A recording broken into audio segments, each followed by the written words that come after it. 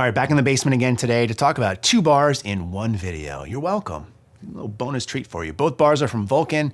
This on top, their absolute powerlifting bar in black oxide. On bottom, their elite powerlifting bar in black zinc. Just gonna give you some feedback on them. I've owned them for a couple of months.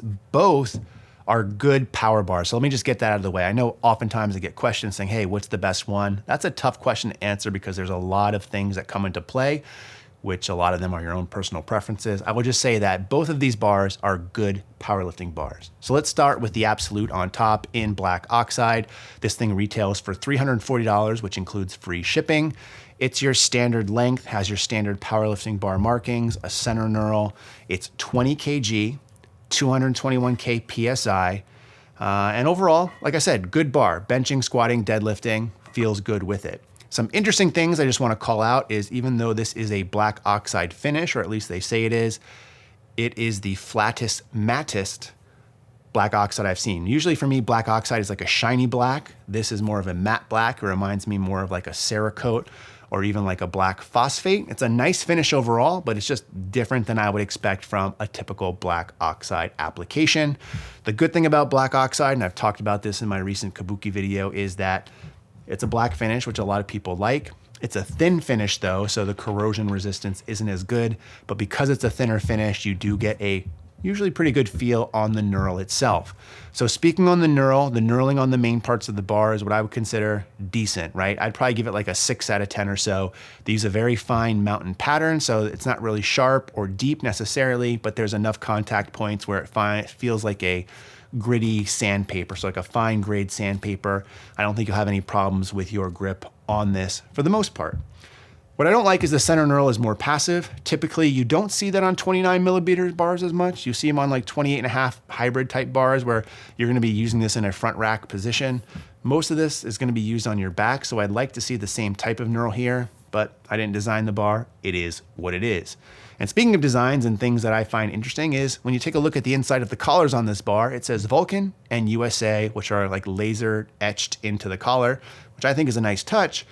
But this bar is actually imported from what I can tell. I don't believe they make it in the United States, so it was an interesting choice to put USA on it.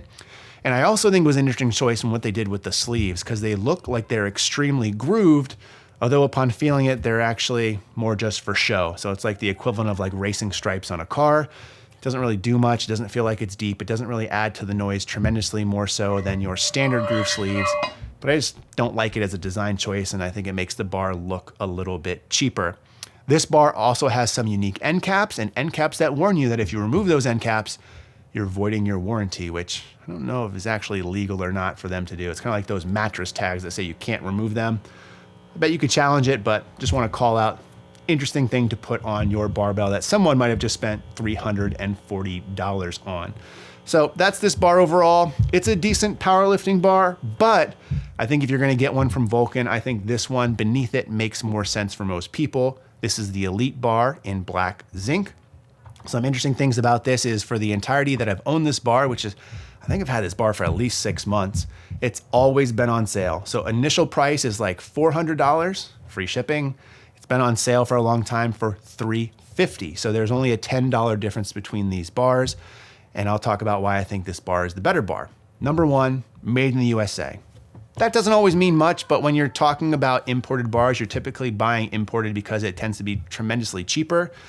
$10 difference here is not that big of a deal. And I will almost always go USA if we're comparing apples to apples. Now, speaking of apples to apples, let's talk about do the knurlings compare. So I mentioned this one is probably like a 6 out of 10.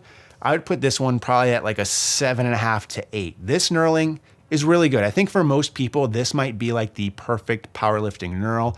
I'm a big fan of the Rogue Ohio Power Bar one, and what they do is they cut deep mountains and they lop off to really deep volcano type feels. So you get a lot of that grippy type feeling, almost like a suction cup without being sharp.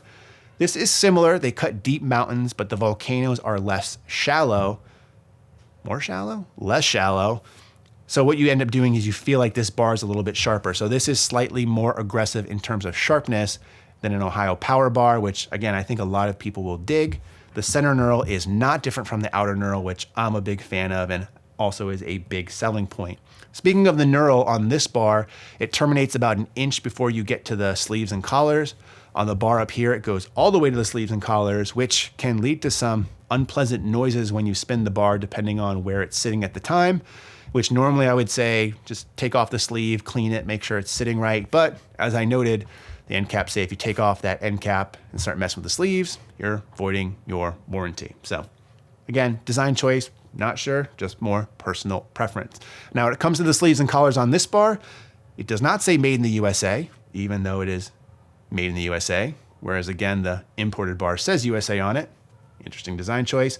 But the collars and sleeves here are more what I would consider traditional. And again, if I put this next to an Ohio Power bar, just upon looking at it, outside of the color differences, because I don't have a black zinc Ohio Power bar anymore, I only have a stainless steel one, I think it'd be hard pressed to be able to point out if they're actually made by different companies or not. So I think that's a good compliment to this particular bar, is that it compares very closely to the Ohio Power bar, but is a little bit more aggressive in terms of knurling. Now again, both 20 kg, both meet powerlifting specs, IPF specs. Both are good powerlifting bars. If I had to choose one, I would, however, choose the Elite bar below. I just think for the price difference between the two, this one has better features and better feel, and it just makes more sense to me. I'd be curious to hear what you think. Which bar would you choose? Some of you are probably going to say, I'd choose the absolute stainless steel one. And I'd say, yes, but then you're spending $600 and you might be getting that passive knurl and some of the other downfalls of this particular bar and just a different finish. But that's just me. I'm just kind of nipping them in the bud before you go ahead and tell me that. But overall, the Elite Powerlifting bar, I think, is a good buy from Vulcan, as is the Absolute, just the Elite's a little bit better. Let me know what you think in the comment section below. In the meantime, as always, thanks for watching and stay big.